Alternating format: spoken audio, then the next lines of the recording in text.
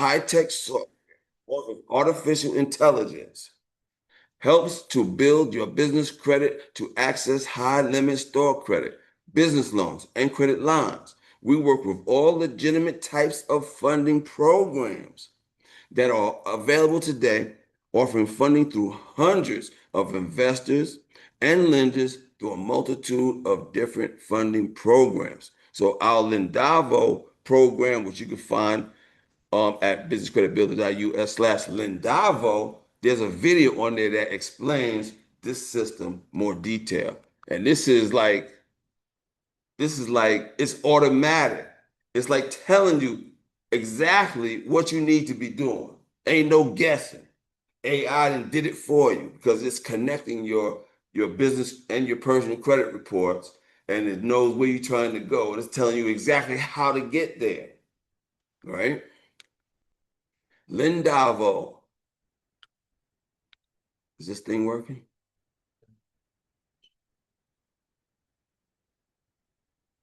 Okay, how do you build business credit? Fundability. This is also, I call this credibility. As a business owner, you may begin to hear the word fundability a lot. It may come from lenders, various media platforms, or your own current creditors. What is fundability? Is the ability of your business to get funding. When lenders consider funding your business, does it appear to them to be a good idea to make the loan? What do they look at to make that determination? See, it's important for you to know what they are looking at when you're filling out this application, right? And when you have this application,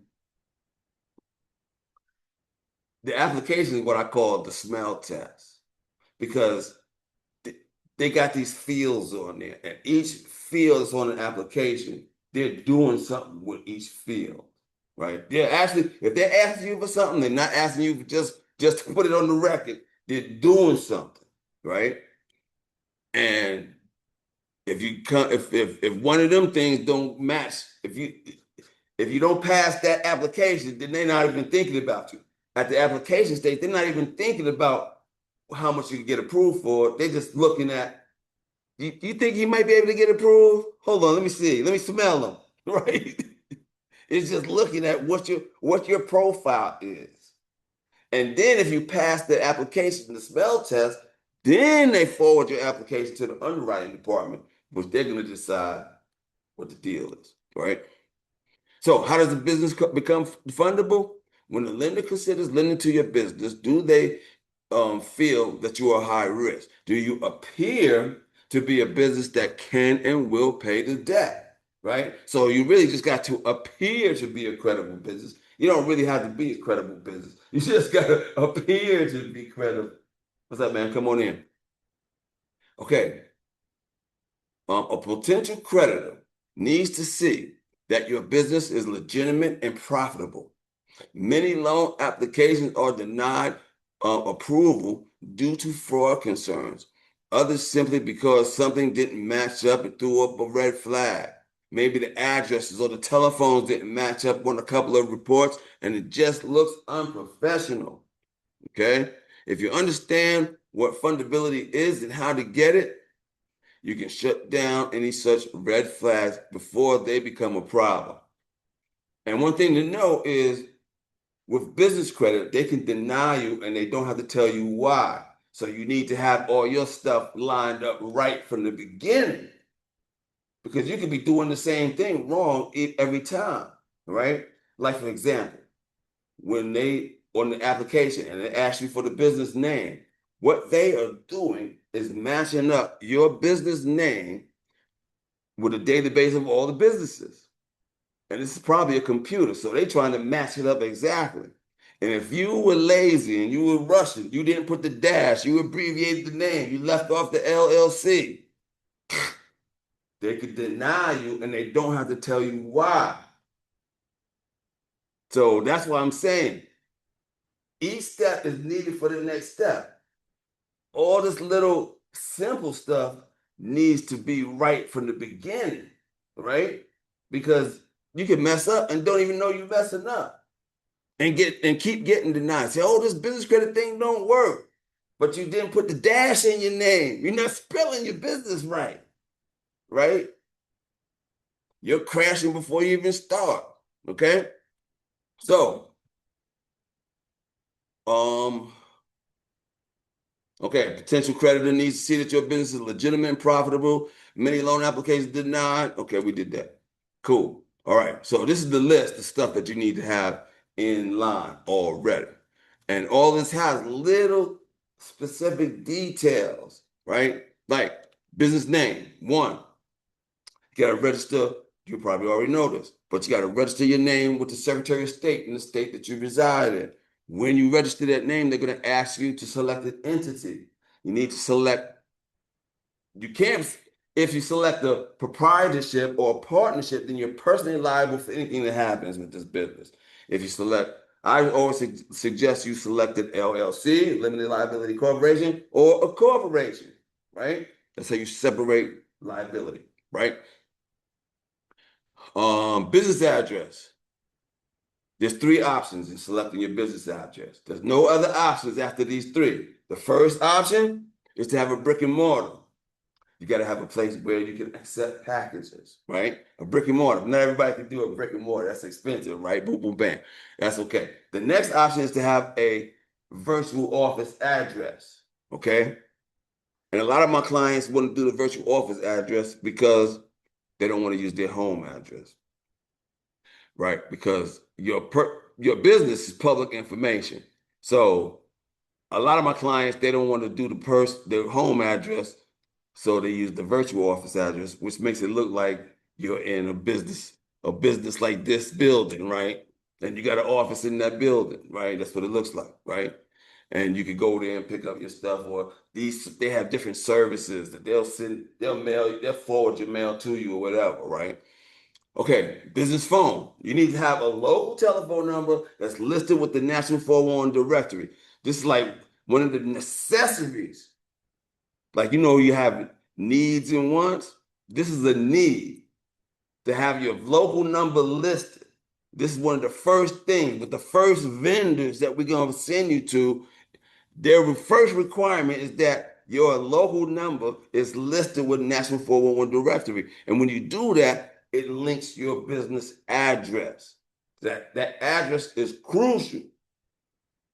Okay, EIN number. You already know you need an EIN number. The thing you need to know about the EIN number is that, one, you can't build business credit without an EIN number. Two, it's free, so don't go and pay for one, right? DUNS number. I'm gonna tell you more about the DUNS number, but the DUNS number is an identifying number at Dun & Bradstreet. You need a website, right? So they do go, lenders, when you're applying for stuff, they're gonna go up on Google and put your business name in. Hopefully they find yours, right? And when they do find yours, they're gonna get that nice pretty home page. They're gonna skip that and go straight to the contact page. And they're gonna look to see what the business name is, the telephone number, and the address, and make sure it's the same thing you just put on the application. Now they're trying to catch you slipping. You see that one? They try to catch you slipping that way, right? Business email. So from your website, you need a professional email, your name at yourbusinessname.com. Never communicate with lenders using a free email service, because you could be anybody. They want to know that they're dealing with the people that's representing this company, right? This is common sense stuff, right? Okay.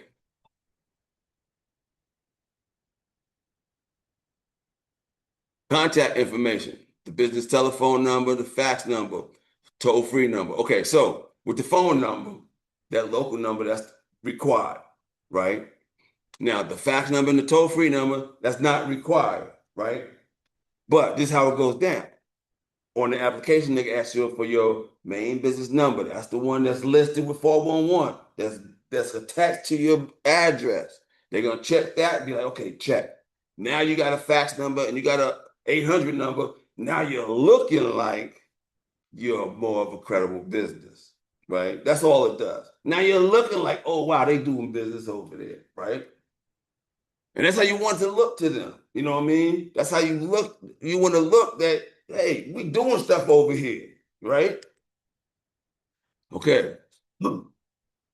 Okay, so for the telephone number, you can't use a home line number. You cannot use a cell phone number.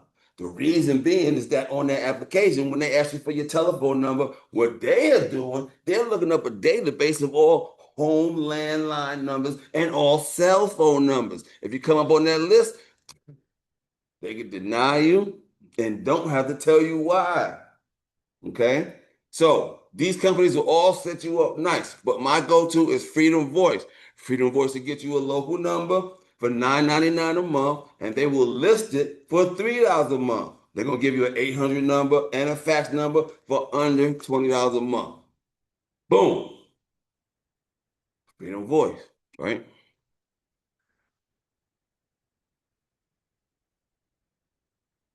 Okay, so for the virtual office address, I use DaVinci. Now, with these virtual office addresses, this is how the industry goes. In every city, there's hundreds of these companies that say they're going to give you a virtual office address, but they then gave the same address to 100 other businesses. You don't want that. You need to have your business to have a unique address, right? So what DaVinci does for this virtual office address, they send this form to the post office that creates a unique address for you. It takes about 3 to 5 days to do this. You can get a business address for as low as $50 a month. And like I said before, a lot of my clients get it because they don't want to share their home address with the world. They got the kids at the crib, right? They want the whole world to know where they at, right? Boom. That's a lot. And it makes you look like your office is in some building or something, right? Well, not using UPS boxes. That don't work. That comes up on the application when you put the address in. If what they are doing with the address, like I said, they're doing something with every field. So with the address portion, they're looking up all PO boxes, all UPS addresses, all of those postal code boxes, right? If you come up on that list, they can deny you and they don't have to tell you why. You see, that's crucial. They don't have to tell you why, because you can continue to do this thing thinking that, yeah, my business is set up right. You see what I'm saying? That's crucial. Okay, the home address is the last resort, right? And one thing about this home address is when you got an application, if this company reports to Dun& Bradstreet on your Dun & Bradstreet credit report, and they're looking at your credit report, they don't have to ask you permission to look at your credit report for your business, which is something that's also different than personal. With business credit, they don't have to ask you permission. So they're looking at your credit report, and on that credit report is a Google Maps picture of your business address. So they're looking right at your crib. And now they're deciding, is this a high or a low risk? Right? If you're doing hair from the crib, okay, maybe they might be able to pay that bill. But if you're a trucking company, well, where's all the trucks at? Now they're thinking, what's up? Are y'all trying to gank me, right? You see? That's what it looks like to them. So it all needs to make sense on this setup. Remember I said this is the most important piece of this whole thing. You can't even get considered for a loan until you get through all this little detail stuff, right?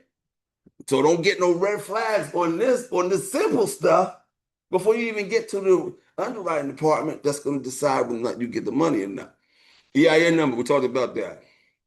We talked about incorporating and the entity, right? The limited liability in the corporation. Don't do the partnership and stuff like that, right? Okay. Okay. So once you got your Secretary of State certificate, right? And you got your EIN number, you get your EIN number right away. Every state gets you the certificate within a month, some 3 weeks, some quicker than that, right? But once you got those two things, you're running to the bank.